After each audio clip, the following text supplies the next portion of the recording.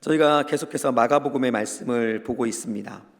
지난 시간에는 마가복음의 말씀 중 마가복음 14장의 말씀 중에 우리가 너무나 잘 알고 있는 마지막 만찬, 유월절을 맞이하여서 예수님과 제자들이 함께 나누었던 마지막 만찬에 대해서 나누었고요. 이 마지막 만찬을 통해서 하나님께서 우리에게 보여주신 것은 포기하지 않는 하나님의 사랑, 그가 자기 자신의 모든 것들을 내어주면서라도 포기하지 않고 우리를 끝까지 사랑하심으로 구원하시는 그 하나님의 사랑에 대해서 우리가 함께 말씀을 나누었습니다. 이렇게 하나님의 사랑을 보여주었던 마지막 만찬, 최후의 만찬이 마쳐진 뒤에 감난산으로 가신 예수님께서 제자들에게 놀라운 한 가지의 사실을 말씀하십니다. 그 말씀은 제자들에게 있어서 가히 충격적인 말씀이었습니다. 그 말씀이 27절 말씀에 나오는데요, 함께 읽겠습니다. 예수께서 제자들에게 이르시되 너희가 다 나를 버리리라. 이는 기록된 바 내가 목자를 치리니 양들이 흩어지리라 하였음이니라 라고 말합니다. 예수님께서 하신 이 말씀을 간단하게 말하면 하나님의 말씀이 성취될 것이다 라는 말씀이지만 제자들에게 충격이 되었던 말씀은 이겁니다. 너희가 다 나를 버리리라. 제자들은 상상하지 못했던 말씀이거든요. 지금까지 예수님을 따라다니면서 제자들은 갖가지 어려운 일들을 겪으면서 그럼에도 불구하고 예수님을 따랐던 사람이었습니다. 그렇기 때문에 이 예수님의 선포, 제자들을 향한 선포는 제자들에게 충격이었을 뿐만이 아니라 여러분 자존심까지도 무너지는 선포였다라는 겁니다. 제자들은 예수님을 따르면서 집을 버리기도 하고요, 그의 직장을 버리기도 하고 많은 희생을 감내했습니다. 여러분, 제자들이라고 해서 희생이 없었던 것이 아닙니다. 우리는 제자들이 나약하고 연약한 존재로 인식할 때가 많이 있지만 전혀 그렇지 않습니다. 제자들도 그들이 가지고 있었던 많은 것들을 희생하며 예수님을 따랐습니다. 뿐만 아니라 이 제자들은 그들이 가지고 있었던 최고의 것, 자신의 생명마저도 예수님께 바칠 것을 결단하며 예수님을 따랐던 사람이었다는 것이죠. 그런데 예수님께서는 그러한 제자들을 향해서 뭐라고 말씀하십니까? 너희가 모두 나를 버릴 것이다 라고 말씀하셨다라는 거예요. 이 말을 듣자 제자의 대표였던 베드로가 예수님께 항변합니다. 31절 말씀입니다. 같이 읽겠습니다. 베드로가 힘있게 말하되 내가 주와 함께 죽을지언정 주를 부인하지 않겠나이다 하고, 제자들의 대표였던 베드로가 어떻게 말했어요? 어떻게 말했습니까? 아니, 그거 아니에요. 제가 원하는 대답은 그게 아닙니다. 힘있게 말했다는 것이 무엇을 의미하는 줄 아십니까? 자신 있게, 그리고 내가 주님께서 말씀하신 그것에 대해서 억울합니다, 나는 주님을 위해서 이렇게 할 것을 확신합니다라는 그의 강력한 의지를 표현하는 거예요. 힘있게 말하되 뭐라고 말하냐면 내가 주와 함께 죽을지언정 절대로 주님을 부인하지 않겠습니다 라고 말해요. 그런데 우리는 이것이 베드로의 고백이라고만 생각하지만 말씀을 보니까요, 이것은 베드로의 고백일 뿐만이 아니라 모든 제자들의 고백이었다라는 거예요. 하고 모든 제자도 이와 같이 말하니라. 즉 예수님을 따랐던 제자들은 베드로를 뿐만이 아니라 모든 제자들은 예수님을 향해서 내가 주와 함께 죽겠습니다라는 분명한 의지와 결단이 있었던 사람이었다라는 것이죠. 그렇기 때문에 그들은 예수님의 말씀에 자존심도 상하고, 그렇기 때문에 예수님의 말씀이 틀렸습니다라고 항변했던 것입니다. 저는 이들의 고백이 진리라고 믿습니다. 왜냐하면 그들이 할 수 있는 최선의 것들로 주님을 따르는 모습을 우리 본문 곳곳에서, 성경 곳곳에서 보여주었기 때문입니다. 그러나 안타깝게도 그들의 이 결단은 얼마 지나지 않아서 예수님께서 이스라엘의 민족 지도자들에게, 이스라엘의 종교 지도자에게 잡히는 상황이 되었을 때 그들은 예수님을 떠나 예수님을 버리는 일들을 하게 되었고 결국 예수님의 말씀대로 그들은 무너지게 되었다라는 것이죠. 46절, 오늘 본문은 아니지만요 46절과 50절 말씀을 함께 읽겠습니다. 46절 50절 46절에 읽습니다. 그들이 예수께 손을 대어 잡거늘 50절입니다. 제자들이 다 예수를 버리고 도망하니라. 예수님이 체포되시는 순간 두려움에 빠진 모든 제자들은 예수님의 말씀대로 예수님을 버리고 도망하고 떠나버렸다라는 것입니다. 가장 자신만만했던 베드로는 용기를 내어서 예수님을 쫓아갑니다. 어디까지 쫓아가냐면요 대제사장의 뜰까지 쫓아가요. 그러나 베드로도 역시 결국 예수님께서 말씀하신 대로 예수님을 3번이나 부인하게 됩니다. 그리고 베드로는 자기 자신의 연약함을 보면서 통곡하는 모습을 보여주게 되는 것이죠. 여기서 우리는 한 가지 질문을 해볼 필요가 있습니다. 그들의 고백은 진실이었고 우리 제자들의 고백은 진리였고 진실이었고 그리고 그들은 확고한 신념이 있었습니다. 예수님을 따라 죽겠다는 신념이 있었던 것이죠. 그랬던 제자들임에도 불구하고 제자들은 왜, 무엇 때문에 예수님과 함께 죽음의 길을 가는 고난의 길을 걷는 것에 실패하고 예수님을 떠날 수밖에 없었는가라는 거예요. 우리는 이러한 사실에 대해서 살펴보고 알아야 될 필요가 있습니다. 왜냐하면 우리의 삶 속에서도 우리는 제자와 같은 모습을 보일 때가 너무나 많이 있기 때문이라는 거예요. 여러분의 삶을 한번 뒤돌아 보십시오. 여러분은 믿음이 있으신가요? 없으신가요? 믿음이 없는 자들아. 믿음이 있으신가요? 없으신가요? 믿음이 있으시잖아요. 근데 문제는 뭔가요? 믿음은 분명히 있습니다. 하나님의 말씀이 이루어질 것을 믿고 하나님께서 우리에게 말씀하시면 그 말씀이 우리의 삶을 통해 성취될 것이라는 믿음이 있으시죠? 있어요. 근데 문제는 뭘까요? 우리도 이 제자들과 같이 어려움과 위협과 그 문제의 갈등이 우리 앞에 놓였을 때 이 제자들과 같이 주님을, 그 말씀을 떠날 때가 너무나 많이 있다라는 것이에요. 이러한 우리들의 모습, 제자들과 너무나 닮아 있는 모습이죠.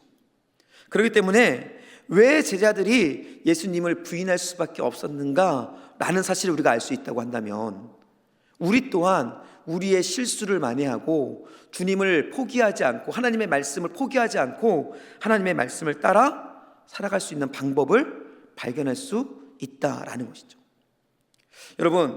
여러분을 한번 대답해 보십시오. 왜 제자들이 예수님을 부인했을까요? 믿음이 없어서일까요? 아니면 용기가 없어서일까요? 아마 두 가지 다 맞을 수도 있습니다. 하지만 우리가 더 깊이 생각해 볼 때 이 믿음이 없고 용기가 없는 것 이전에 제자들이 예수님을 부인할 수밖에 없었던 이유는 바로 예수님과 함께 기도하지 않았기 때문이에요. 갑자기 뜬금없이 왜 갑자기 이런 상황에 기도가 나오냐고요. 여러분이 들어보시면 압니다. 이 제자들이 예수님과 함께 기도하지 않았기 때문에, 사실 더 정확하게 말하면 예수님과 함께 예수님의 마음을 나누지 않았기 때문에 그들은 예수님을 부인할 수밖에 없었다라는 것입니다. 이것을 보여주는 것이 있습니다. 바로 14장 본문의 흐름의 어떤 구조인데요. 14장의 구조를 살펴보면요, 제자들의 부인을 선포하는, 예수님께서 제자들의 부인을 선포하는 27절부터 31절의 말씀과 실제로 제자들이 예수님을 부인하는 사건을 우리에게 보여주는 43절로부터 72절 그 사이에 우리가 너무나 잘 알고 있는 예수님의 겟세마네 기도의 사건이 놓여 있습니다.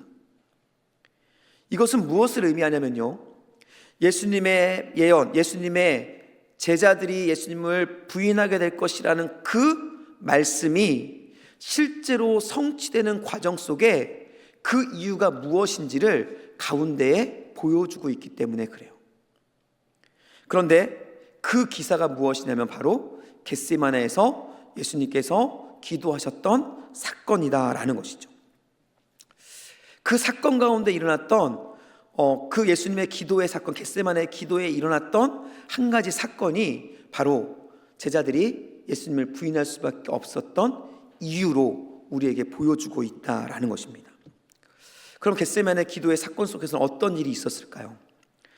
예수님께서는 겟세마네 기도하는 그 겟세마네의 장소로 그 당시 제자들의 대표였던 베드로와 야고보와 요한을 초대합니다.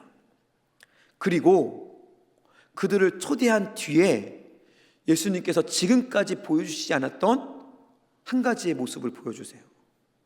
그것이 무엇이냐면 심히 슬퍼하시며 자기 자신의 상태와 자신에게 있을 일들을 그들에게 말씀하십니다. 그러면서 그들에게 부탁하세요. 무엇을 부탁하냐면요, 내가 심히 고단하니, 내가 심히 어려우니 나를 위해 기도해 줘라 라고 예수님께서 제자들에게 부탁하신 거예요. 이 말씀이 33절로 34절 말씀에 있습니다. 함께 읽겠습니다. 베드로와 야고보와 요한을 데리고 가실새 심히 놀라시며 슬퍼하사 말씀하시되 내 마음이 심히 고민하여 죽게 되었으니 너희는 여기 머물러 깨어 있으라 하시고 깨어서 기도하라는 것이죠. 나를 위해, 예수님을 위해 기도하라라고 말씀하고 있는 것입니다.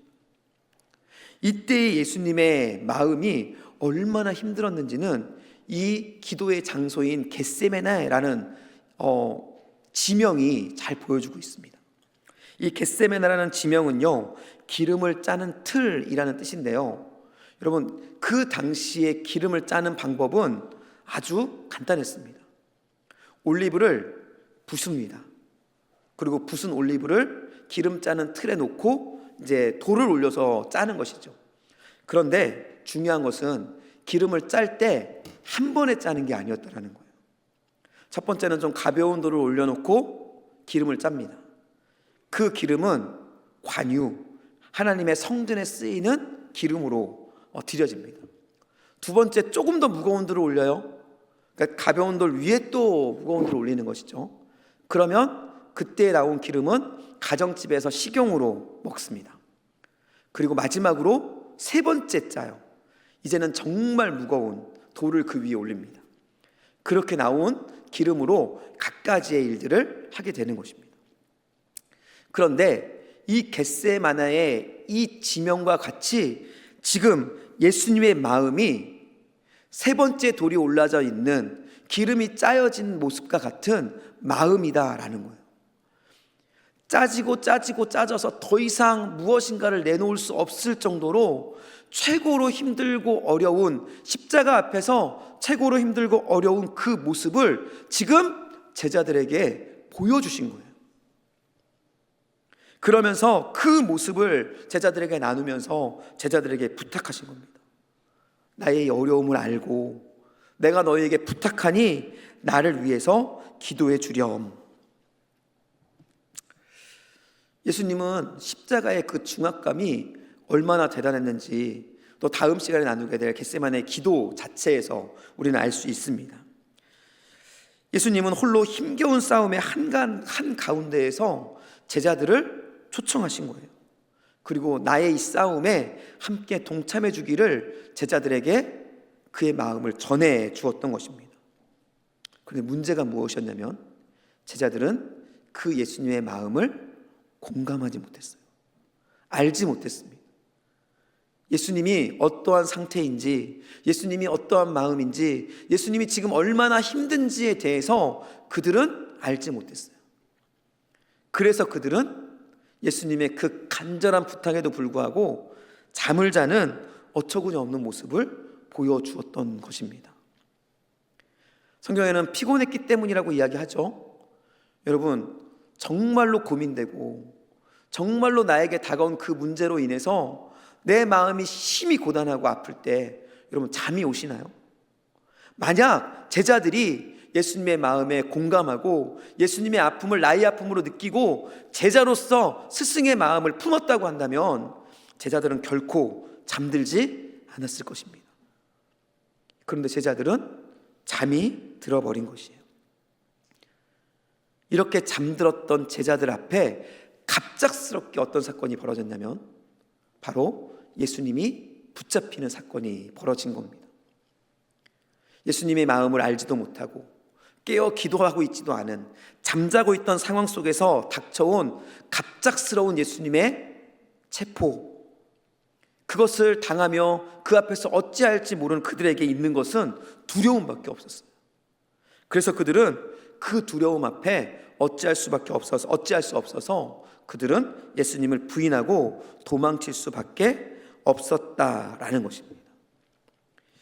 여러분, 제자들과 베드로의 실패, 예수님을 부인했던 그 사건은 단순하게 그들의 믿음이 없다, 아니면 용기가 부족했다라는 것으로 이해할 수 있는 것이 아닙니다.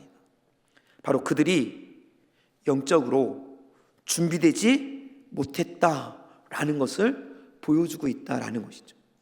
그리고 영적으로 준비되지 않았던 것은 다른 것이 아니라 바로 여전히 하나님의 뜻을, 예수님의 마음을 알지 못했던 사람들이었다라는 것을 보여주고 있는 것입니다.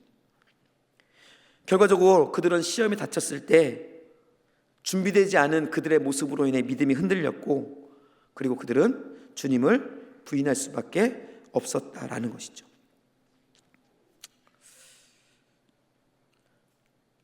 그들은 예수님의 마음을 알아야 했습니다. 예수님께서 얼마나 큰 무게의 짐을 짊어져야 하는지, 예수님께서 가시는 길이 어떤 길이며 누구를 위한 길이며 그 결과가 무엇인지에 대해서 그들은 알았어야만 한 거예요. 그들에게 예수님은 수차례 그것들에 대해서 말씀해 주셨거든요. 그리고 결과적으로 가장 핵심적으로 겟세마네 기도의 동산에서 예수님께서는 그들에게 그 예수님의 간절한 마음을 보이면서까지 나를 위해 기도해 줄 것을 부탁했음에도 불구하고 그들은 예수님과 마음을 만나지 않았습니다. 그것이 바로 제자들의 실수였다라는 것이죠. 기도, 여러분은 기도가 뭐라고 생각하십니까? 하나님께 우리의 소원을 올려드리는 행위, 이것이 기도일까요? 죄송하지만 이것은 기도가 아닙니다. 성경이 말하는 기도가 아니에요. 이러한 기도는 여러분뿐만이 아니라 교회뿐만이 아니라 우리가 사는 곳곳에서 일어나고 있는 기도일 뿐입니다. 하나님께서 원하시는 기도는요, 하나님과 마음을 나누고 하나님의 뜻을 발견하고 하나님의 뜻을 향해 나아가는 실제, 바로 그것이 기도다라는 것이죠. 제자들의 실수는 바로 이것입니다. 하나님과 마음을 나누고 하나님의 뜻을 행하고자 하는 그 기도의 자리로 나아가지 않고 그냥 잠을 잤다라는 것이죠. 저는 우리 남원교회 성도님들이 기도의 자리를 사모할 수 있기를 예수님이 축복합니다. 그리고 그 기도의 자리가 단순히 우리의 소원을 올려드리는 것이 아니라 우리의 기도 제목이라고 말하는 거창한 것을 하나님께 올려드리는 것이 아니라 하나님의 마음을 접하고 하나님의 뜻을 알고 하나님의 뜻을 행하는 삶의 변화가 있는 그러한 장소가 될 수 있기를 예수님의 이름으로 간절히 축복합니다. 여러분, 하나님은 지금도 저와 여러분을 초청하고 있습니다. 그리고 그 초청의 자리에서 하나님의 마음을 우리에게 보여주십니다. 그리고 우리에게 말씀하십니다. 내가 보여준 그 길을 함께 걷기를 원한다 라고 말씀하시는 것이죠. 이때 우리는 두 가지의 선택을 할 수 있습니다. 하나는 깨어서 하나님의 초청에 반응하며 하나님의 때에 하나님께 영광을 올려드리는 은혜의 주인공이 되는 삶. 그리고 또 하나는요, 제자들과 같이 잠을 자면서 하나님의 마음을 알지 못한 채 그저 나의 것을 찾아 헤매는 그러한 삶, 결국은 주님 앞에서 부끄러운 모습으로 설 수밖에 없는 그러한 삶을 선택할 수 있는 것이죠. 전 여러분들에게 질문하기를 원합니다. 여러분들은 어떤 삶을 살기를 원하십니까? 여러분은 주님 앞에 어떠한 모습으로 서기를 원하십니까? 저는 여러분들이 주님과 마음을 나누며 주님과 주님의 뜻을 발견하고 주님의 뜻을 행하며 나가는 하나님의 기도의 사람, 그리고 하나님의 뜻을 이루는 그 영광의 주인공들로 설 수 있기를 예수님의 이름으로 간절히 축복합니다. 여러분, 제자들이 실패한 이유는 믿음이 없어서, 용기가 없어서가 아니에요. 바로 기도하지 않았기 때문입니다. 사실 이 말씀을 준비하면서 참 저 자신도 부끄러웠습니다. 저에게 있어서 가장 약한 게 기도이거든요. 정말로 기도했으면 좋겠습니다. 오늘 말씀을 듣고 저도 여러분도 다시 한번 기도의 시간을 결단하고 기도의 자리를 결단하고 그곳에서 하나님을 만나기를 결단하고 하나님의 뜻을 행하며 하나님의 역사가 일어난 실제가 내 삶 속에 일어나기를 결단할 수 있기를 예수님의 이름으로 축복합니다. 2025년 새해가 시작되었습니다. 2025년이 우리 기도로 전진하는 그러한 한 해가 될 수 있기를 간절히 소원합니다. 그리고 오늘 이 수요 예배에 참석하신 저와 여러분이 그 역사를 써가는 주인공으로, 중심으로 세워져 갈 수 있기를 간절히 축복합니다. 우리 이 시간 함께 기도하며 나가기를 원합니다.